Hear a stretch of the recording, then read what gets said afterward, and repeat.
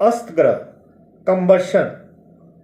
अब इसको समझेंगे पैटर्न को कि अस्त ग्रहों का फंडामेंटल थ्योरी क्या है, कंबशन कौन सी स्टेट होती है हॉरोस्कोप में।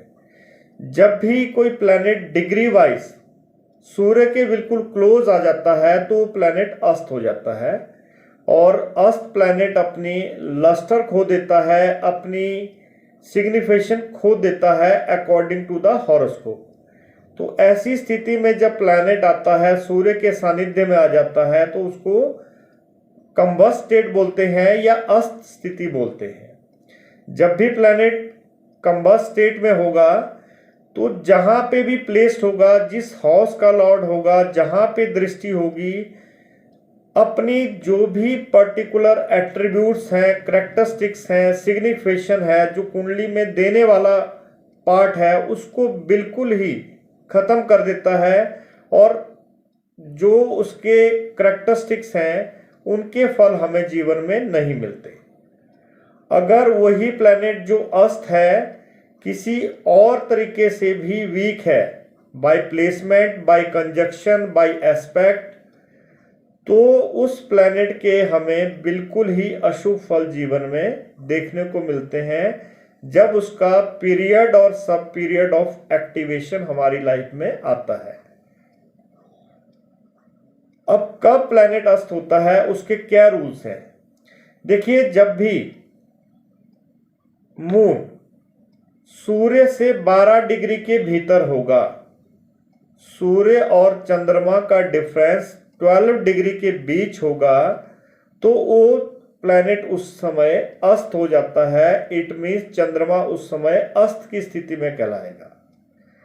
मंगल मार्स विद इन 17 डिग्री जो ऑर्बिट होता है, अगर उसमें आ जाता है तो वहां पे मंगल अस्त हो जाता है। मरकरी 14 डिग्री तक अस्त हो जाता है, शुक्र 10 डिग्री तक, गुरु 11 डिग्री तक, और शनि 15 डिग्री के भीतर सूर्य के सानिध्य में अस्त कहलाता है।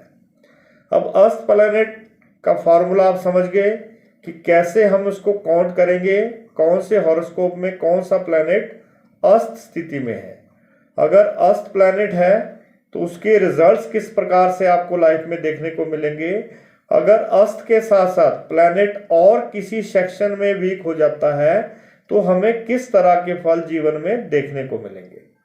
एग्जाम्पल चार्ट में देखते हैं। यहाँ पे चार्ट नंबर 1 में जुपिटर, गुरु और मरकरी, बुध दोनों अस्त की स्थिति में है, क्योंकि अगर यहाँ पे हम कंबस्ट स्टेट का रूल अप्लाई करेंगे तो जुपिटर यहाँ पे सूर्य के साथ 11 डिग्री के भीतर है और बुध यहाँ पे 14 डिग्री के भीतर है, तो दोनों प्लैनेट कंबस्ट स्टेट में है।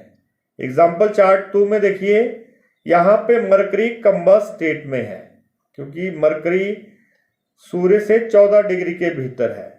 और इसमें एक और फॉर्मूला याद रखेंगे कि मैक्सिमम टाइम मरकरी अस्त की स्थिति में होता है, बिल्कुल सूर्य के साथ साथ डिग्री वाइज ट्रेवल करता है। तो वैदिक ज्योतिष में या मैक्सिमम एस्ट्रोलॉजर का मत होता है कि बुध को अस्त का दोष नहीं लगता, या बुध जब अस्त होता है तो अपनी जो सिग्निफिकेशन है, अपने एट्रीब्यूट्स हैं, उसका लस्टर उसका बना रहता है, उस लस्टर को खत्म नहीं करता।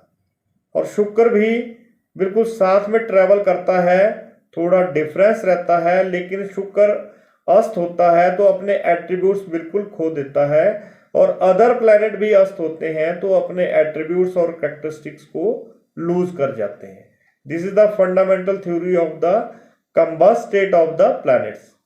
तो जो भी फॉर्मूला एंड फंडामेंटल्स हैं, जब तक हमें बिल्कुल क्लियर कॉन्सेप्ट में नहीं आएंगे तो हम प्लैनेट्स का इन्फ्लुएंस रीड नहीं कर पाएंगे।